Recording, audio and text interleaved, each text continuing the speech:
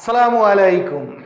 এই ইংলিশ ক্লাসটিতে আমি আপনাদের সামনে আলোচনা করব ডাব্লিউএস কোশ্চেন অর্থাৎ হাউ ফার দিয়ে শুধুমাত্র কোন ধরনের ইংরেজি সেন্টেন্সগুলোকে আমরা ডাব্লিউএস কোশ্চেন করতে পারি বা হাউ ফার দিয়ে কোন ধরনের ইংরেজি সেন্টেন্সগুলোকে ডাব্লিউএস কোশ্চেন করা যায় তা আমি আপনাদের সামনে তুলে ধরব। আমার এই ক্লাসটি দেখার পরে আপনারা অতি সহজেই হাউ ফার দিয়ে ইংরেজি সেন্টেন্সকে ডাব্লিউএস কোশ্চেন তৈরি করতে পারবেন, যা আর আপনাদের ভুল হবে না ইনশাল্লাহ। সেজন্য আপনাদের থাকতে হবে মনোযোগের সাথে আমার এই ক্লাসের সাথে। তাহলে চলুন দেখি এই ক্লাসটি। তবে আপনাদের সুবিধার্থে আমি ডাব্লিউএস কোশ্চেনের উপর আরও 5টি ক্লাস তৈরি করেছি।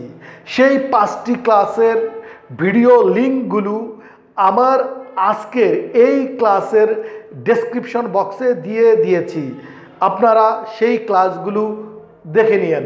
তাহলে চলুন দেখি এই ক্লাসটি ডাব্লিউএস কোশ্চেন হাউ ফার দিয়ে। তো হাউ ফার দিয়ে যদি আমরা ডাব্লিউএস কোশ্চেন তৈরি করতে চাই তাহলে প্রথমে আমরা দেখব যে হাউ ফার এর বাংলা অর্থ কী।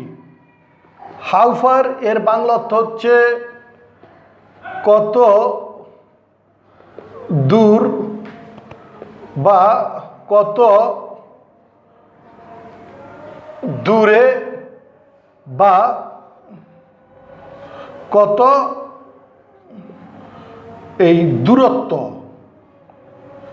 কত দূরত্ব অর্থাৎ হাউ ফারের বাংলা অর্থ হচ্ছে, হাউ ফারের বাংলা অর্থ হচ্ছে কত দূর, কত দূরে বা কত দূরত্ব। এখন আমরা দেখব হাউ ফারের ইংরেজি গঠন বা ইংরেজি স্ট্রাকচার।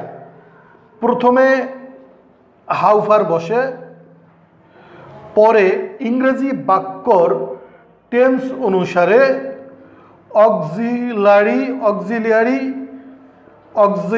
ভার্ব বসে, বা ইংরেজি বাক্যর মধ্যে যদি মডাল ভার্ব থাকে তাহলে মডাল ভার্ব বসে, তারপরে সাবজেক্ট বসে, তারপরে ভার্ব বসে, তারপরে এই এক্সটেনশন বসে এবং শেষে প্রশ্নবোধক চিহ্ন বসে।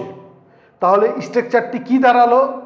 প্রথমে হাউ ফার বসবে, তারপরে ইংরেজি বাক্য টেন্স অনুসারে অক্সিলারি ভার্ব বসবে, অথবা ইংরেজি বাক্যর মধ্যে যদি মডাল ভার্ব থাকে তাহলে মডাল ভার্ব বসবে।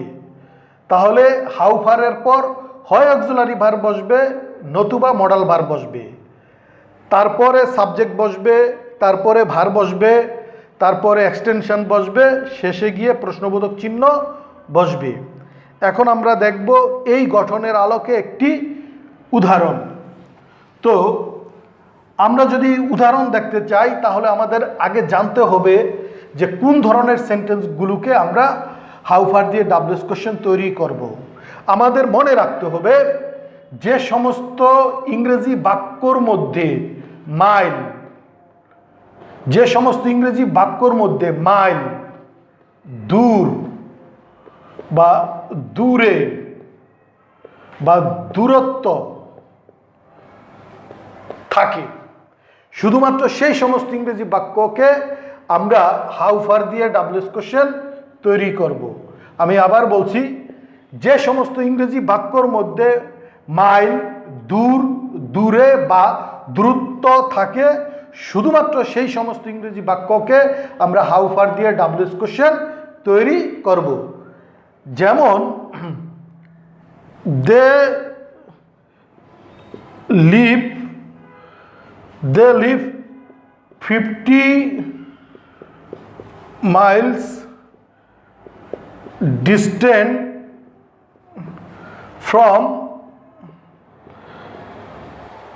Korim.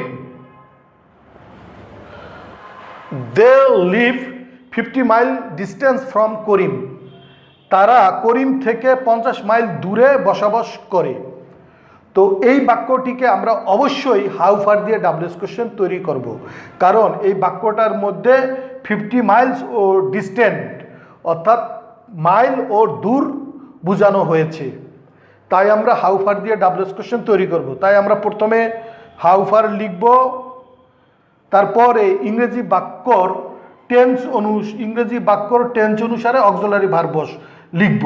এই বাক্যটি প্রেজেন্ট ইনডিফিনিট টেন্স, তাই প্রেজেন্ট ইনডিফিনিট টেন্সের অক্সিলারি ভার্ব হচ্ছে ডু, তাই ডু লিখলাম। তারপরে সাবজেক্ট লিখলাম সাবজেক্ট, তারপরে ভার্ব লিখলাম ভার্ব, তারপরে এই এক্সটেনশন লিখব ফ্রম করিম, এই ফ্রম করিম লিখলাম এবং শেষে গিয়ে প্রশ্নবোধক চিহ্ন দিব, তাই প্রশ্নবোধক চিহ্ন দিলাম। হয়ে গেল WS question. How far do the live from Karim, তারা করিম থেকে কত দূরে বাস করে। আমরা যদি আরেকটি উদাহরণ দেখি এই স্ট্রাকচারের দিয়ে বা এই স্ট্রাকচার দ্বারা, যেমন the bus can run 250 miles per hour, এই বাসটি দৌড়াতে পারে 50 মাইল প্রতি ঘন্টায়, অর্থাৎ প্রতি ঘন্টায় বাসটি 250 মাইল দৌড়াতে পারে।